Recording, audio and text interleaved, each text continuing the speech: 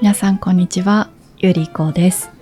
しばらく投稿が止まってしまってごめんなさい。心配してくれた人もいるかと思いますが、実は10日間セントルイスとシカゴに遊びに行っていました。今回の旅の目的は、今付き合っている彼氏の家族に会いに行くことでした。アメリカのミッドウェストに行くのは実は今回が初めて。日本人視点で皆さんに私が面白いと思ったことを伝えたいと思います。はじめにやってきたのはカールズドライブイン。セントルイスのブレントウッドにある昔ながらのハンバーガー店だそう。支払いは現金のみ。店内にはカウンター席が16席あります。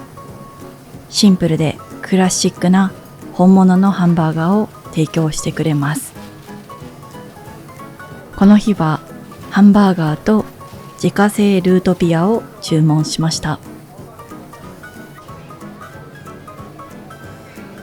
バーガーは端がカリッとするように押しつぶされていて、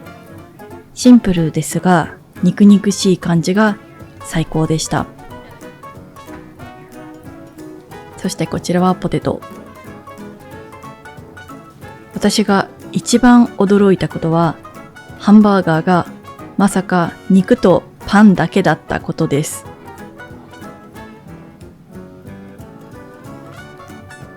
でも肉とパンだけなのに本当に美味しくて、なんでこんなに美味しいんだろうと感動しました。中には塩や胡椒を振って食べている人もいて、本場のアメリカでは基本的にはパンと肉だけのハンバーガーで、お客さんが自分で好きなようにアレンジするんだなと結構感動しましたね。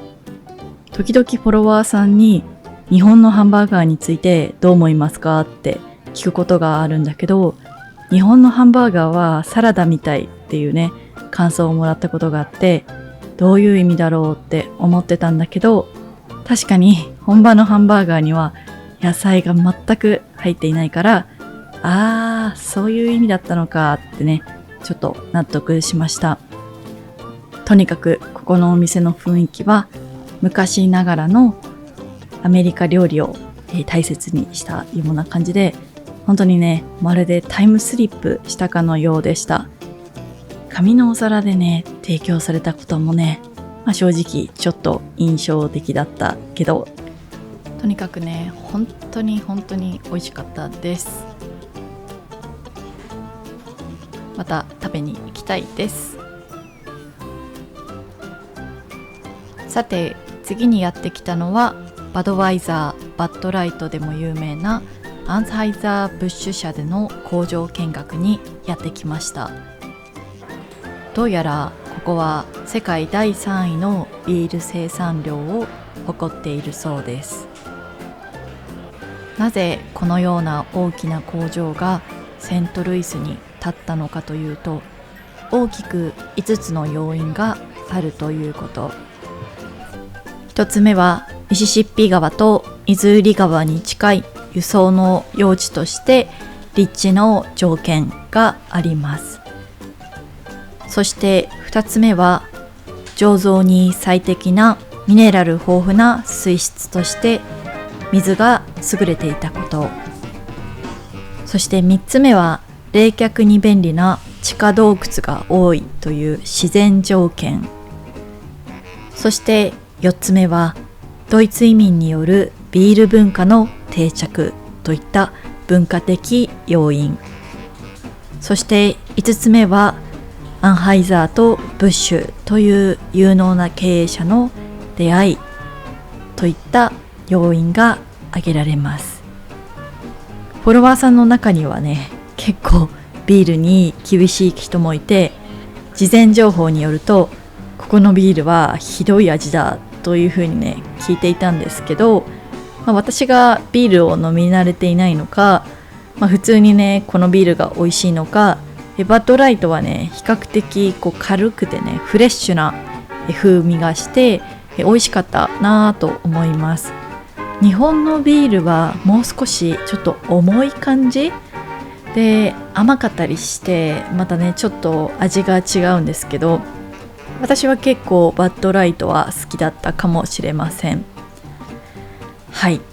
さて今はね、私は工場見学ツアーに参加をして、工場の中を歩き回っているんですが、実はこの工場の中には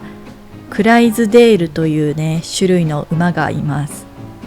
この馬は体の大きさが約 1.8 メートル、体重はなんと900グラム以上になる堂々としたな体格で、白いソックスのような足と茶色い毛並みが特徴の、馬がいます。昔はなんと荷馬車でビールの樽を運ぶお仕事をしていたそうです。この馬が登場したきっかけは1933年の禁止法の廃止でした。廃止をお祝いして当時経営者だったブッシュ2世がお父さんのブッシュ3世に馬車をプレゼントしたことが始まり、馬車にはバドワイザーのロゴ入りビール樽が積まれていて、それがバドワイザーの復活とアメリカの自由の象徴としてパレードに登場しました。それ以来クライズデールはブランドの公式シンボルになりました。日本に古くからいる馬は多分体格は120センチからね135センチくらいが平均的なので、本当にグランズデールは大きくてびっくりしました。どうやらね北欧の方の馬なのかな、そのあたりのね歴史もすごく面白そうです。さて工場を見学する最中にこのようにね歴史などの他に実際に作られたビールを飲むことができるんです。今回のツアーの中で私が一体何杯のビールを飲むのか、ぜひね皆さん予想してみてください。ちなみにこれは、ツアーの中で飲んだビール1杯目です。2つの種類のビールを飲むことができました。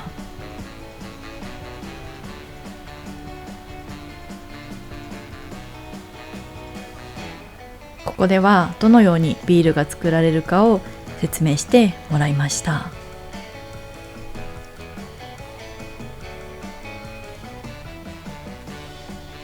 ここは実際のねこう缶や瓶になるまで、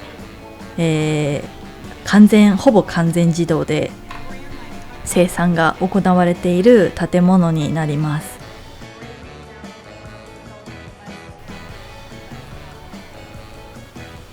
工場の中にねほとんど人がいなかったのは印象的でした。日本の工場だとね結構点検してるおじさんとかねいるんですけど、この工場の中には本当に従業員がいなくて、もうすごいんだなって結構感動しました。さてこれは2杯目のビールです。ここではね、ちょっともうお酒を飲みすぎているのでノンアルコールビールを頼もうかなと思って待っています。本当にいろんな種類のビールを頼むことができます。さて、動画のねシーンを撮り忘れてしまったんですけど、実はねお土産に瓶に入ったビールも実はもらってしまいました。やばいですよね。このツアー自体は多分15ドルぐらいだったのかなって思いますが、こんなにもねビールを試飲させてくれることに驚きました。どうやらね噂では、この会社で働く社員はビールがもらえるとかもらえないとかすごい最高な会社ですね。ところでもう一つ私が驚いたことがあります。日本ではねウイスキー工場などではお酒を飲む前に車を運転しないことを制約させることがあります。というのも飲酒運転は一滴であっても厳しく規制されるからです。でもアメリカでは体のアルコール濃度が一定数を超えなければ大丈夫だと聞いて、日本人は遺伝的にアルコールが弱い人がいるからかなとね思いました。みんなはそれについてどう思いますか？さて、ツアーの後はセントルイス大聖堂にやってきました。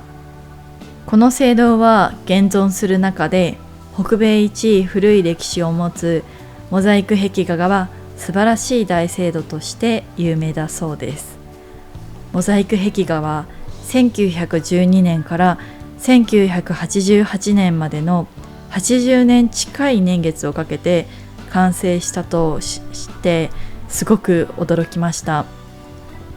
モザイクは全部で7700平方メートルに及び、なんと4150万ピースを使って作成されており、世界最大の規模。また色は7000色以上と言われています。セントルイスでの初日は本当に